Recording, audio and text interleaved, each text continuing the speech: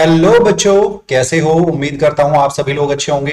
बच्चों, आज मैं आप लोगों के लिए लेकर आया हूं क्लास 10 का चैप्टर नंबर 7 कोऑर्डिनेट ज्योमेट्री के केस स्टडी बेस्ड क्वेश्चन। ठीक है, इससे पहले ऑलरेडी मैं 3 चैप्टर के केस स्टडी बेस्ड क्वेश्चन आपको दे चुका हूं। उम्मीद करता हूं मेरी पिछली वीडियो की तरह ये वीडियो भी आपको बहुत पसंद आएगी।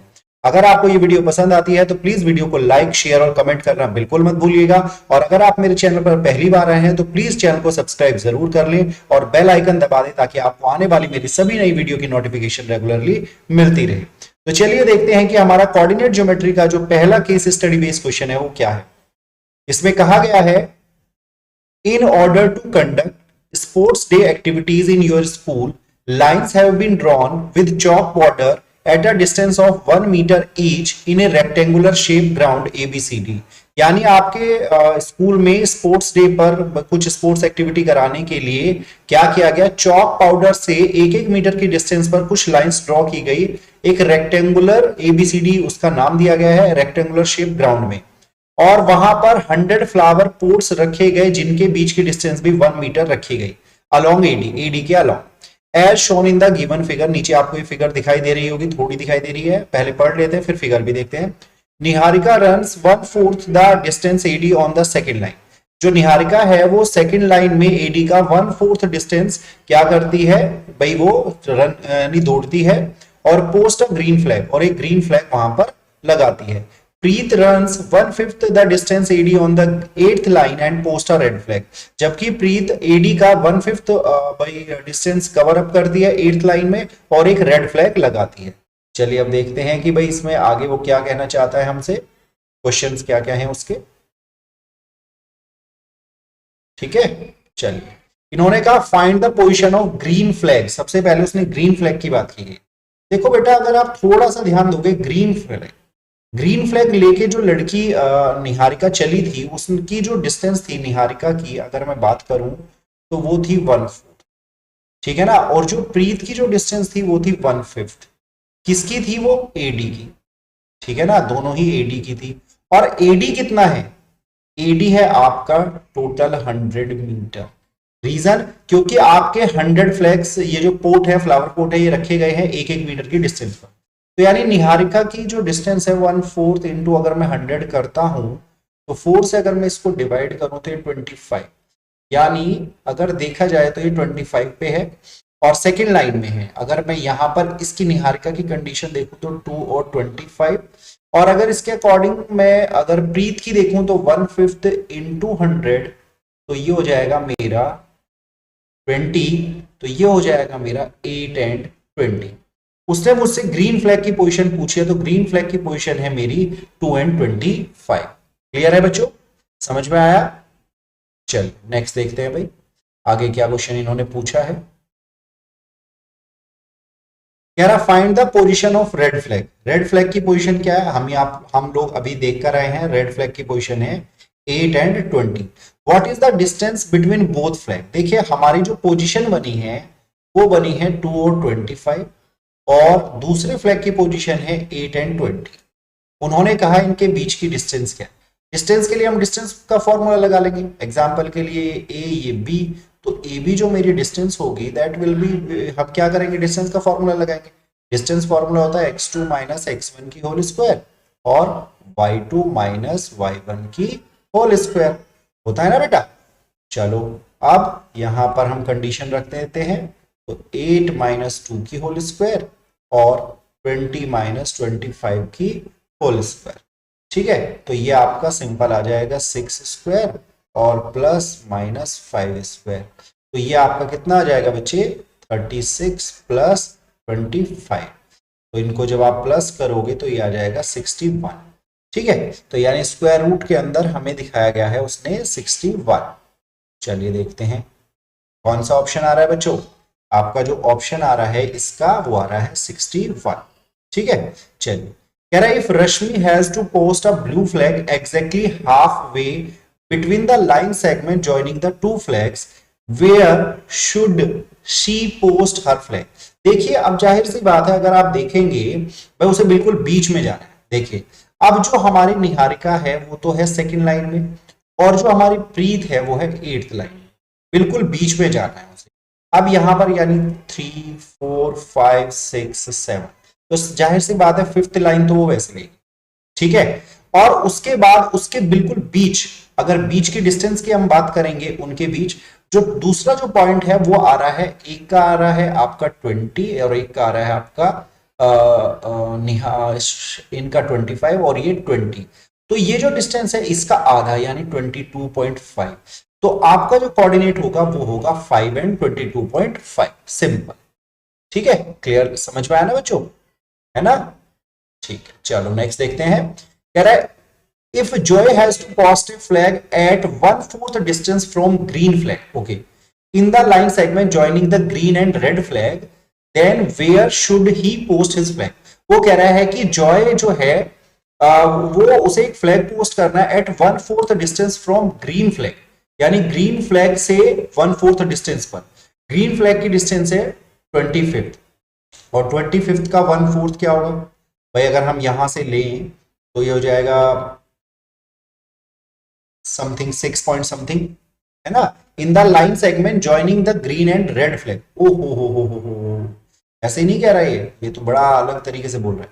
कह रहा है जोए को ग्रीन फ्लैग का 1/4 डिस्टेंस ले लिया इन the line segment joining the green and red flag, यानी ये जो पॉइंट था हमारा ग्रीन और रेड फ्लैग का, यानी 2 एंड 25 और दूसरा था 8 एंड 20, इसके मिडल में वो कहीं हमसे डिमांड कर रहा है, ठीक है। तो वो कैसा हो, ठीक है ना, अब वो हमें देखना है।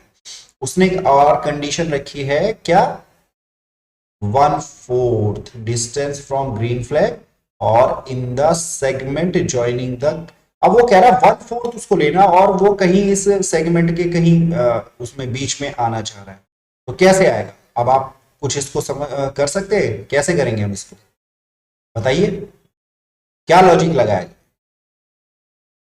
हाँ तो बेटा समझ में आया, नहीं समझ में आया? चलो देखो, एक्चुअल में वो ये कह रहा है कि जैसे हमारे पास ये थोड़ा सा हमें फिगर बना के दिखाई गई है, वो समथिंग जैसे कह रहा है भाई, ये 2 और ये ऐसे, ये है, ये 2 पॉइंट हो गए भाई, 2 और 25 और 8 और 20। अब वो यहां पर कह रहा है कि 1/4 distance from the green flag, यानी ग्रीन फ्लैग तो ये था मेरा, ये मेरा रेड फ्लैग था, यहां से उसकी जो डिस्टेंस है वो कितनी होनी चाहिए, कितनी होनी चाहिए, 1/4। अब सबसे पहले 1/4 डिस्टेंस हम निकालेंगे, तो देखिए यहां से यहां तक कितना है, सबसे पहले तो देख लीजिए भाई 6 है, और 6 का 1/4 कितना होगा, अगर मैं देखता हूं तो 1.5, और यहां से यहां तक की डिस्टेंस है 2, यानी देखिए पॉइंट हो जाएगा 3.5, ठीक है। और दूसरा पॉइंट अगर मैं देखूं तो इसके अकॉर्डिंग मेरा क्या बैठेगा भाई, यहां पर 24 ये 20, तो सॉरी 25 और 20 ये बीच में है ना, 3.5 वाला मेरा एक ही पॉइंट आ रहा है, ठीक है ना, तो 24 आएगा इसका, यानी 3.5 एंड 24, क्लियर हुआ?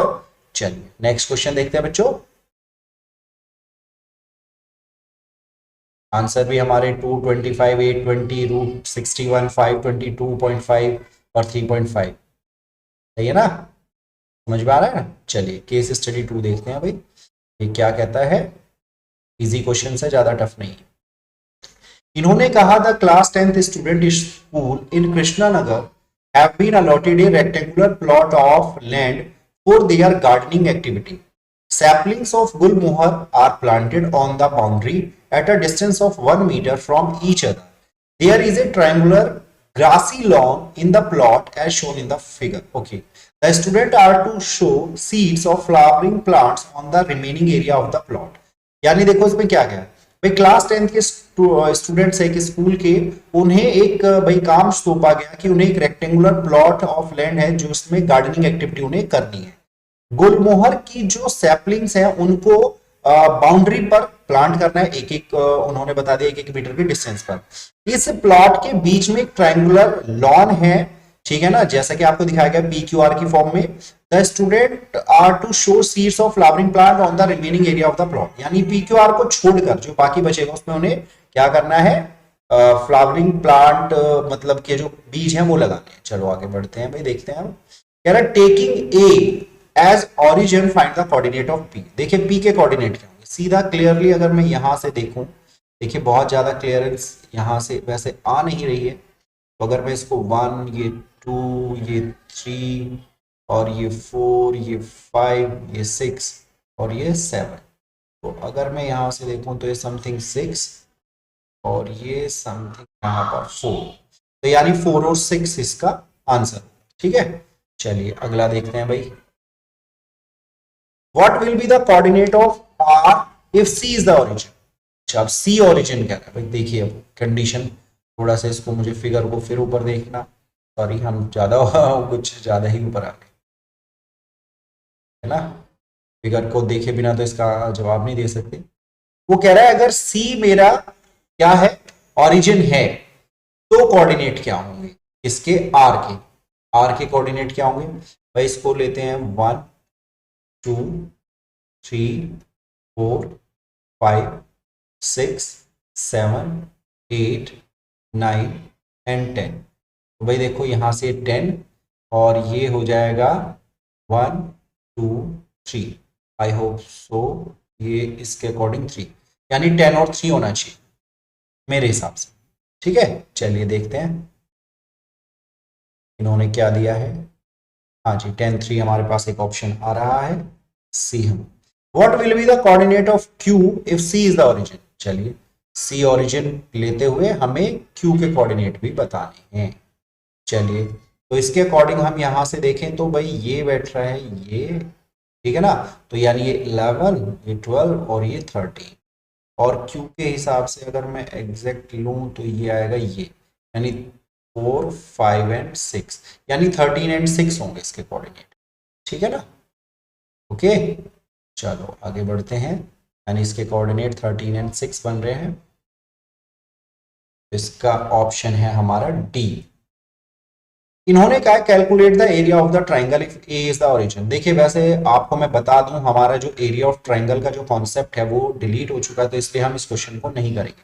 आई रियली डोंट नो कि इन्होंने इसको क्यों डाला, ठीक है ना, area of triangle coordinate geometry में से हो चुका है। लेकिन अगर आप लोग फिर भी करना चाहिए, देखिए आपके पास पी क्यू और आर के कोऑर्डिनेट आप इजीली यहां से निकाल सकते हैं। और अगर आप फिर भी चाहते हैं कि आपको एरिया निकालना है तो एरिया ऑफ जो ट्रायंगल है उसकी आप जस्ट एक फॉर्मूला पुट करेंगे, x1 y2 माइनस y3 और plus x2 y3 minus y1 और प्लस x3 और y1 माइनस y2। ठीक है बच्चों, आई होप सो ये आप इजीली कर सकते हैं, कोई इशू नहीं। ठीक है, अगर किसी को करना है तो, अदरवाइज तो ये डिलीटेड सिलेबस में है तो हम इस पर ज्यादा टाइम नहीं लगेंगे। कह रहा calculate the area of triangle if C is the origin. Again फिर इसमें आप वही करेंगे, ठीक है ना, तो आप इसमें एरिया ऑफ ट्रायंगल निकालेंगे, बट ध्यान रखिएगा पहले आपको सी एज अ ओरिजिन लेके पी क्यू और आर के कोऑर्डिनेट फाइंड करने पड़ेंगे, देन आपका फॉर्मूला फिर वही लगेगा, x1 y2 minus y3 x2 y3 minus y1 और x3 y1 माइनस y2, ये आप लगा सकते। ठीक है, हालांकि डिलीटेड सेक्शन है तो इस पर मैं ज्यादा कहूंगा नहीं आपको, आप कर सकते हैं। ठीक है, चलिए तो ये हमारे अब सर्कल की केस स्टडी है जो हमें नहीं करनी है। उम्मीद करता हूं आपको ये दोनों ही केस स्टडी आसानी से समझ में आ गई होगी। एरिया ऑफ ट्रायंगल आप आसानी से निकाल सकते हैं, ठीक है ना। अगर किसी को कोई प्रॉब्लम हो तो वो मुझसे कमेंट बॉक्स में लिखकर मुझे बता सकता है, मैं उसको हेल्प कर दूंगा। ठीक है, हालांकि ये डिलीटेड सेक्शन है तो हम इसको नहीं करेंगे। ठीक है, तो पी के कोऑर्डिनेट जो भी आएंगे उनको आप x1 y1 इमेजिन करिएगा, जो क्यू के जो आपके कोऑर्डिनेट आएंगे उनको x2 y2 इमेजिन करिएगा, और जो आपके आर के कोऑर्डिनेट आएंगे उनको आप x3 और y3 इमेजिन करिएगा। ठीक है, और यहाँ पर जस्ट आपको इसमें वैल्यू पुट कर देनी है, आपका आंसर आ जाएगा। ठीक है, क्लियर हुआ। चलिए तो आप लोगों को आई होप है ना ये जो कोऑर्डिनेट ज्योमेट्री के जो क्वेश्चंस है वो आसानी से समझ में आए होंगे। अगर क्वेश्चन समझ में आए हैं, अच्छे लगे हैं, तो वीडियो को पसंद करा है आपने तो प्लीज वीडियो को लाइक करिए, शेयर करिए, कमेंट करिए, और अगर चैनल पर नए हैं तो चैनल को सब्सक्राइब जरूर कर ले और बेल आइकन दबा दें ताकि आपको आने वाली मेरी सभी नई वीडियो की नोटिफिकेशन रेगुलरली मिलती रहे।